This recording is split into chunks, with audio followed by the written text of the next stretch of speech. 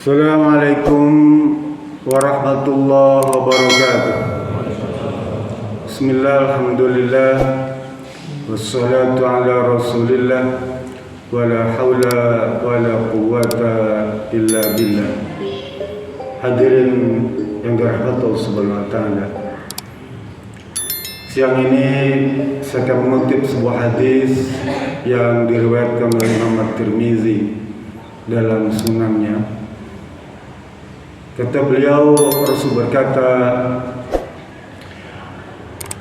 faqala Jibril, ya Muhammad, walau ra'autani ma akhudhu min halil bahri fa'adussuhu fihi makhafata an tudrikahur rahmah. Kama qala di sahih riwayat Imam At-Tirmizi. Kata Rasulullah SAW, Jibril datang kepadaku dan bercerita tentang kisah Nabi Musa SAW dan Fir'aun. Jadi kan Nabi Muhammad eranya belakangan, Nabi Musa kan lebih awal. Jadi Jibril bercerita banyak kepada Rasulullah SAW tentang kisah Fir'aun. Salah satunya adalah hadis ini. Kata Jibril, wahai Muhammad, kalau kamu tahu nih, pada waktu Allah menenggelamkan Fir'aun di Laut Merah dan sudah dalam keadaan panik Fir'aun itu, tetapi pada waktu itu Allah memberikan jalan kepada Fir'aun itu untuk beriman. Ya. Fir'aun beriman pada waktu itu.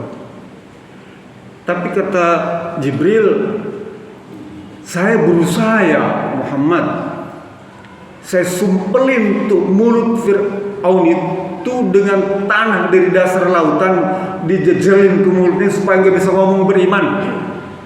Ya.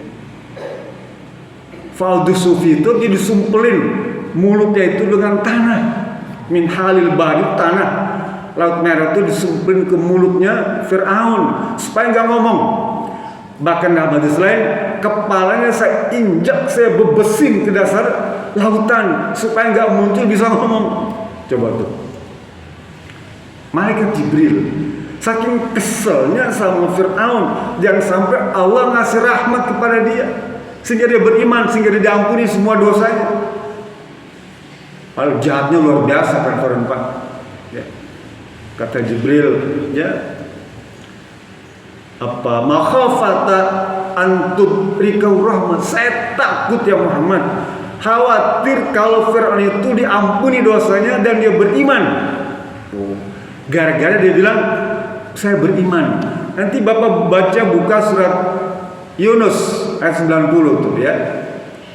Surat Yunus ayat 90, kisah tentang Fir'aun ditenggelamkan.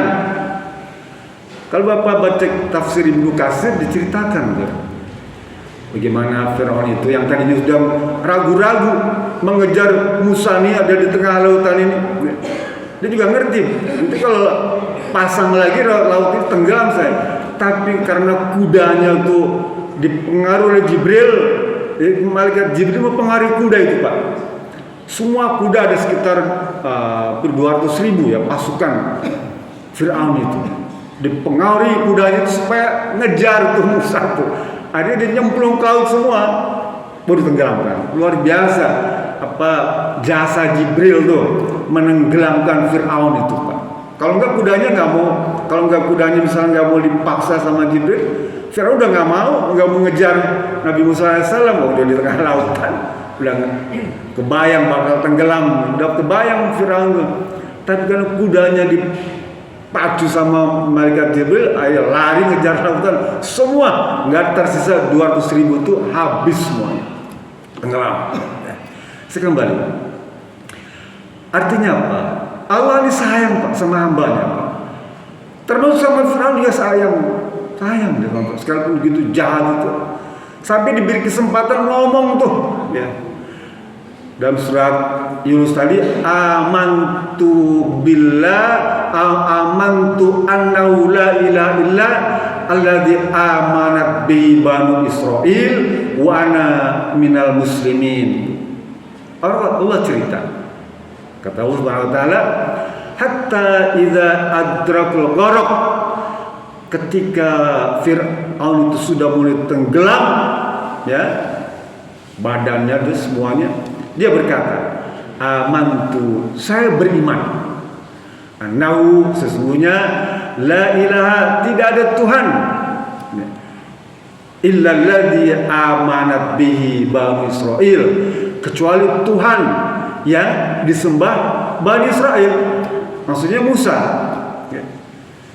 Saya percaya tidak ada Tuhan yang patut disembah kecuali Tuhannya Nabi Musa, Tuhannya Bani Israel. Beriman dia.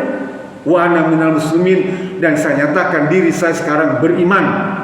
Coba tuh Pak, kalau terus itu selesai, ya, beriman ya kan, apa, orang beriman, alaf nih Pak ya, malah masuk Islam tuh, maka seluruh kekafiran itu dihapus Pak. Kekafiran itu dihapus semua. Mu'alaf tuh masuk Islam, orang kafir masuk Islam. Sekalipun dulu banyak dosa, kafir, musyrik tuh ya banyak dosa, tapi begitu bilang asyhadu alla ilaha illallah wa asyhadu anna muhammadar rasulullah, saya beriman, habis tuh dosa semua. Kembali nol. Ya, lembaran putih yang baru lah gitu. Enaknya Islam tuh begitu Pak. Makanya mengajak gitu, pada orang-orang kafirnya supaya masuk Islam. Orang-orang kafir ini saya ajak supaya masuk Islam. Memang gak dipaksa, tapi saya mengajak, wajib. Karena kalau dia masuk Islam, maka seluruh dosa, kesalahan dia itu habis semuanya. Tinggal nama amal sedikit saja dia. Kalau dia meninggal, surga. Enak kan masuk Islam gitu ya? Gak susah Pak masuk Islam Pak. Sederhana saja. Beriman, habis semua dosanya, surga. Termasuk Fir'aun. Fir'aun juga begitu Pak. Begitu mengatakan beriman, mestinya dia sudah habis tuh. Hanya sayang, kata Allah Subhanahu wa taala itu dalam ayat lanjutannya dalam surat Al-Mu'minun ayat 84 85 itu diceritakan tentang apa? Walam yamna'uhum imanuhum, hanya sangat disayangkan keimanan Fir'aun itu tidak berguna, sudah tidak bermanfaat. Kenapa? Karena Allah Subhanahu wa taala tidak menerima tobat hambanya ketika sudah nyawa di kerongkongan. Innallaha la yaqbalu taubatal abdi ma lam yughargir. Sesungguhnya Allah itu tidak menerima tobat hambanya kalau nyawanya sudah ada di kerongkongan. Kalau begitu kita pun sama. Kalau kita masih jajak sehat nih, bertobat, mohon ampun, diterima seberapa besarnya pun dosanya. Nanti Bapak buka surat Az-Zumar tuh ayat 53 tuh. Ya. Ya ibad qul ya ibadiyalladzi asrafu ala anfusihim la taqnatu mir rahmatillah, wahai zat, wahai hambaku yang telah banyak berbuat dosa melampaui batas. Coba ya, ayat ini cerita tentang hamba Allah, manusia yang sudah berbuat dosa melampaui batas seperti Fir'aun. Tapi Allah memanggil dengan ya ibadi, wahai, duhai, kalau kita bahasanya duhai hambaku. Wah, disanjung Pak. Pada orang ini ahli berbuat dosa Pak. Ya ibadiyalladzina asrafu, wahai hambaku yang telah berbuat banyak dosa. Allah memanggil begitu. Saking sayangnya kepada semua orang, bukan hanya orang beriman, bukan hanya orang muslim, orang kafir pun disayang. Apalagi kalau dia masuk Islam. Ya. La taqnatu mir rahmatillah, wahai orang-orang yang telah melampaui batas, jangan berputus asa tentang rahmat Allah, akan pertolongan Allah, akan ampunan Allah luas sekali Pak. Ampunan Allah ini luas, diberikan kesempatan kita. Syaratnya apa? Allah berfirman dalam surat Al-Isra 98 tuh. Inna rahmatallahi qaribum minal muhsinin. Sesungguhnya rahmat Allah itu ya dekat, nempel, ya, melekat pada orang-orang yang berbuat baik. Jadi kalau kita pengen mendapatkan rahmat Allah, berbuat baik, maka dia akan seketika nempel pada kita. Apa sih rahmat itu? Segala macam perbuatan yang mendatangkan maslahat itu rahmat. Yang mendatangkan maslahat itu rahmat, manfaat, ya, manfaat itu rahmat, termasuk keimanan, amalan jasmani, rohani, semua yang mendatangkan kemaslahatan itu namanya rahmat. Dan kita disuruh mencari rahmat itu. Dia tidak datang seketika. Harus kita cari rahmat Allah itu. Melalui apa? Ada 6 para ulama merinci tentang bagaimana rahmat itu bisa datang kepada kita. Ya, termasuk ampunan, rezeki itu, hujan, rahmat semua. Ya. Di Quran itu yang ujungnya la'alakum turhamun tuh ya, itu rahmat. Sehingga aku mendapatkan rahmat. Jadi gampang nyarinya. Kalau di Quran ada kata-kata la'alakum turhamun, maka itu adalah rahmat. Jadi kalimat sebelumnya itu mesti tuntunan Allah agar engkau mendapatkan rahmat. Apa diantaranya? Satu, taat kepada Allah dan Rasul. Ya, Allah wa Rasul la'alakum turhamun. Kalau kalian taat kepada Allah dan Rasulnya, maka engkau mendapatkan rahmat. Yang kedua, senantiasa berpegang teguh pada Al-Quran. Untuk segala macam kegiatan, aktivitas kehidupan ini, muamalah kita, kalau berpegang pada Al-Quran, maka pasti kita akan mendapatkan rahmat. Yang ketiga, kalau kita mendengarkan Al-Quran, ada orang baca Quran, kita dengerin ini, ya. Faidza quri'al Quran fastami'u. Jika ada orang baca Quran, kita dengerin aja, ya. Dengerin tuh la'allakum turhamun, maka engkau akan mendapatkan rahmat. Enggak usah baca, kita dengerin aja kita dapat rahmat. Apalagi kalau kita baca, ya, dengan baik, apalagi kalau kita mengamalkannya. Nah, yang keempat, kalau kita sering istighfar, fastaghfiru la'allakum turhamun. Kalau kita sering baca istighfar, astagfirullahaladzim, atau selalu astaghfirullah Rabbal baraya, astaghfirullah minal khataya. Baca itu, Allah berikan kita rahmat. Ya, rahmat. Wah, luas sekali. Yang keenam, kalau kita mengislahkan orang, ya, mengislahkan itu, mendamaikan. Di kampung kita ada orang musuhan, tetangga nih, ya. Di desa kita ada ormas musuhan nih, ya, kita damaikan. Di negeri kita ada partai musuhan nih, kita damaikan. Di negeri kita ada pemimpin musuhan nih, marahan, kita damaikan. Maka itu yang mendamaikan itu akan mendapatkan rahmat, ya. Innamal mu'minuna ikhfatun faslihu baina akhwaikum la'alakum turhamun. Orang beriman ini sesungguhnya bersaudara.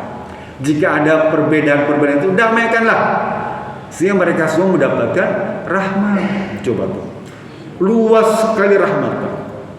Ada satu doa yang Rasul ajarkan kepada anaknya Fatimah, Siti Fatimah. Itu mungkin Bapak sudah hafal juga. Doa ini khusus untuk mendapatkan rahmat Allah Subhanahu Wa Taala. Bunyinya begini: Ya Hayyu Ya Qayyum, birahmatika astaghis, waslih li fi sya'ni kullah, wa takilni ala tarfata aini, birahmatika ya arhamar rahimin. Ya Hayyu Ya Qayyum, wahai zat, ya, yang maha hidup dan maha tegak, birahmatika astaghis, hanya karena rahmat-Mu lah saya ini memohon, ya, memohon kepadamu rahmat. Dan jangan kau serahkan urusan saya ini kepada diriku. Manusia punya kemampuan terbatas. Kita nggak mampu sama sekali untuk mengatasi persoalan masyarakat, ya.